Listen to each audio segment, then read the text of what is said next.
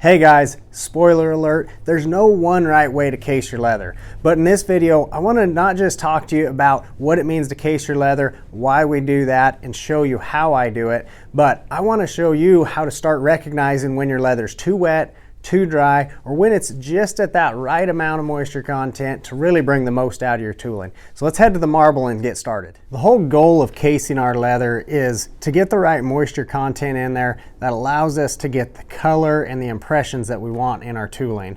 So the method in which you case it really isn't as important. There's lots of different methods out there, and like I said, there's not a right one. There's the traditional method of soaking it all the way through, putting it in a bag, letting it sit 24 hours, putting it in the refrigerator, lots of different things.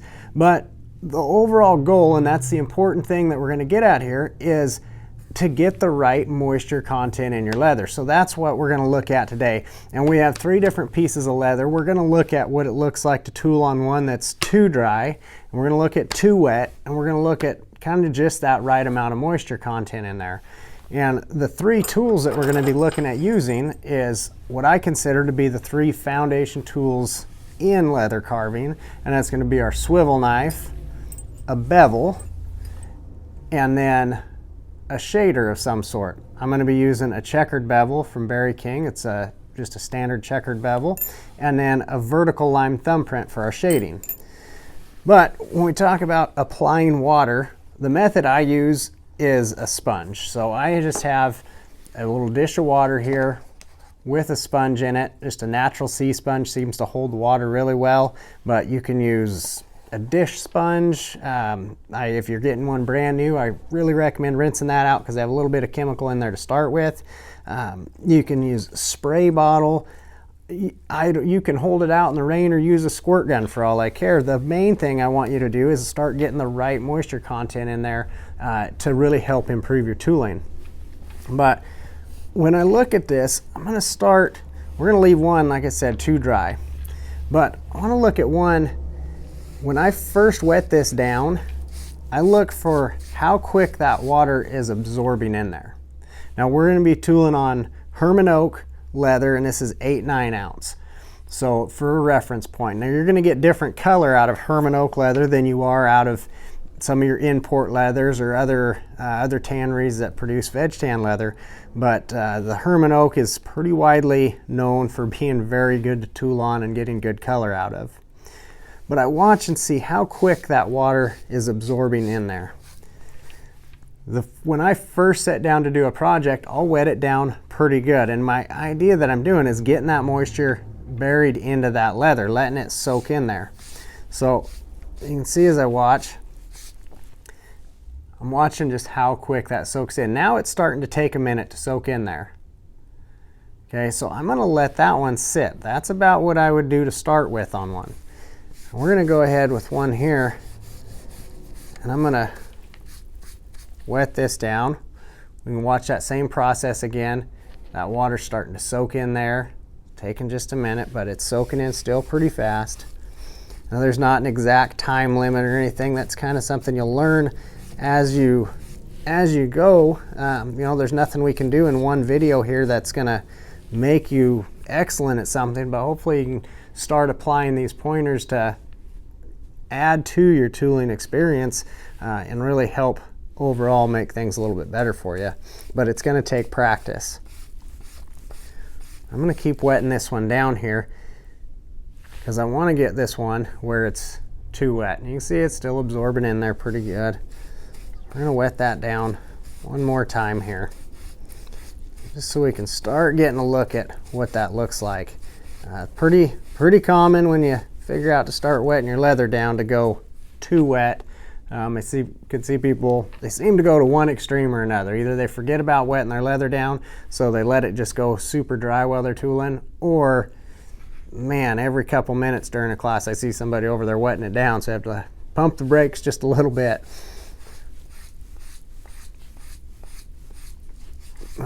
All right, we're gonna let that one be there. You can see that water still standing on there pretty good. We can almost, you can see it coming in on the edges on the back. This one that's down right here, you got a little bit on the edge just from what I spilled on the marble, but it's not soaked through to those edges there. We can even see on the side where we're not soaked all the way through that.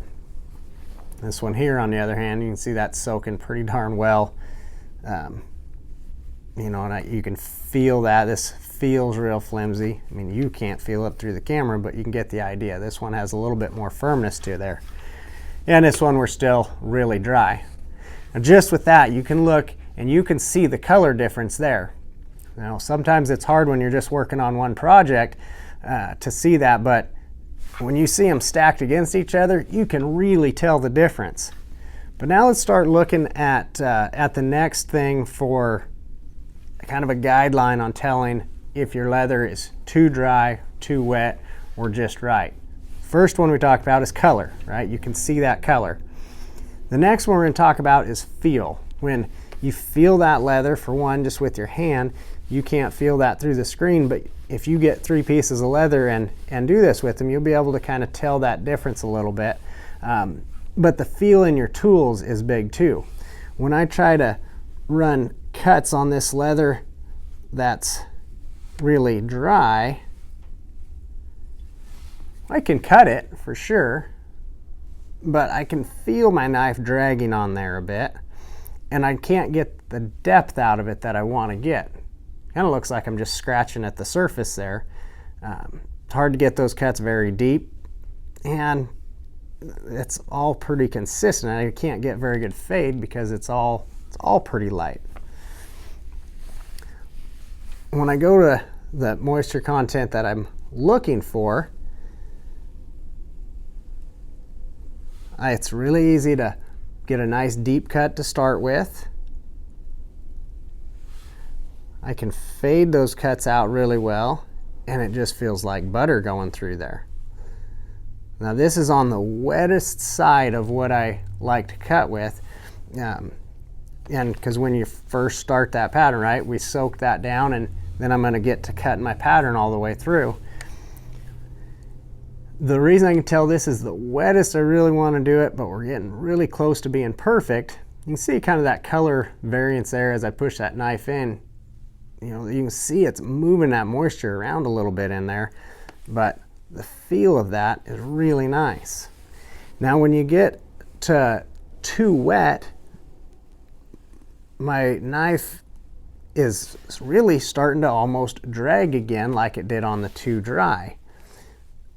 It's not as smooth, that leather is spongy, and so it's kind of wanting to grab onto my blade a little bit. We can almost see that line wanting to close up some. Looks, I mean, even on camera you can kind of almost see that spongy feel to it, where these cuts on our good leather, they're staying open really nice. These ones are real mushy around the edges, and again, that knife, as I pull that cut, that one's kind of dragging. I can just feel it kind of scratched a little bit on the too dry. On the too wet, I can feel it kind of grabbing with it being mushy, not feeling very good. But on that where it's just right, it really glides through there nice. And so if we stack those 3 cuts up together, kind of see the difference in there. It's also a lot easier to fade that cut when we're on the good the well-cased leather. Let's move on to our bevels though. That's our next tool, and you're going to have the feel of this tool, like we talked about the feel of that knife, but now it's going to be to our third point, and it's going to be sound. What that sounds like as we bevel.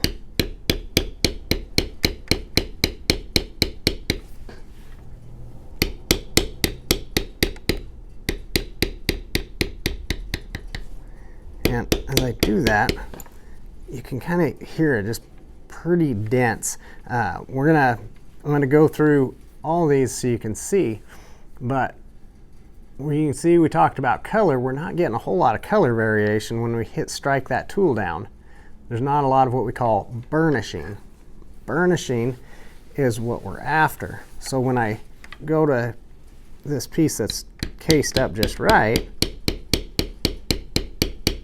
you can see when I hit that tool down, that dark color that's leaving me, that's what's called our burnish, and that's having that moisture content right in there. We strike that tool down, and it's the best way I can describe it is almost like it's bruising the leather, you know, to just really get a simple idea of it. But you're going to get that color that's going to stay in there. My tool can still glide along here. And I can fade those bevels out just like we can fade our cuts out. Now, when we get to where it's too wet, and I don't know how good the sound thing, we're going to do a sound check here between the three in a second, but I'm wanting, my leather's real mushy here.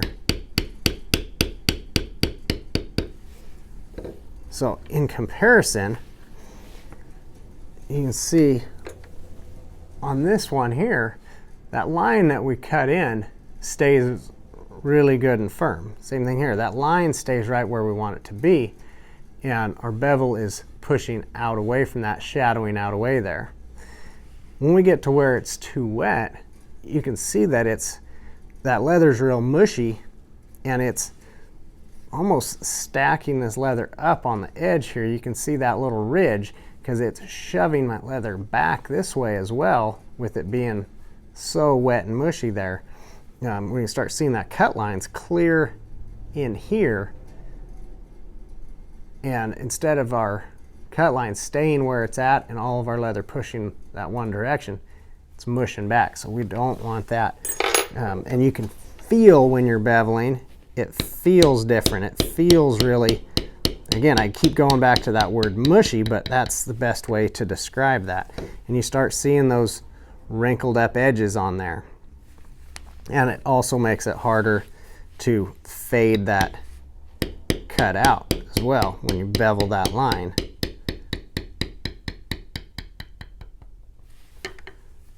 We're still getting some of that mush in there all the way around that. For sound, I want you to hear this.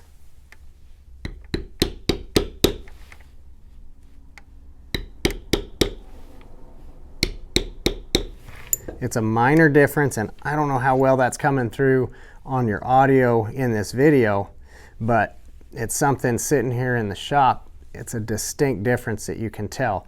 And over time, you start hearing that more and more, you get used to it. The last tool I want to go to, what I consider the third of our foundation tools, is going to be a shader. Whatever type your thing you're using for a shader, I prefer a vertical line thumbprint. Some people use pear shaders, smooth shaders. It don't matter. I don't care which tools you're using. The main thing is we're getting the effect that you're after, right?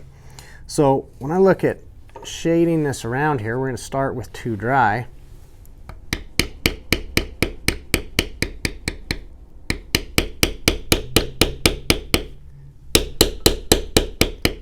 You can hear I'm having to really hit that tool, and we're not getting a whole lot of effect out of that.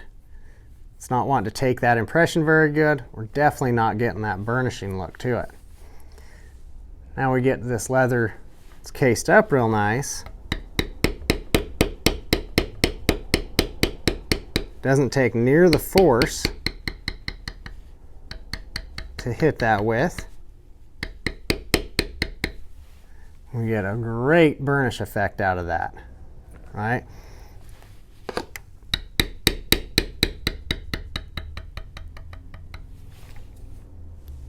Really works nice. Now, in contrast to that, we'll go to our leather that's too wet.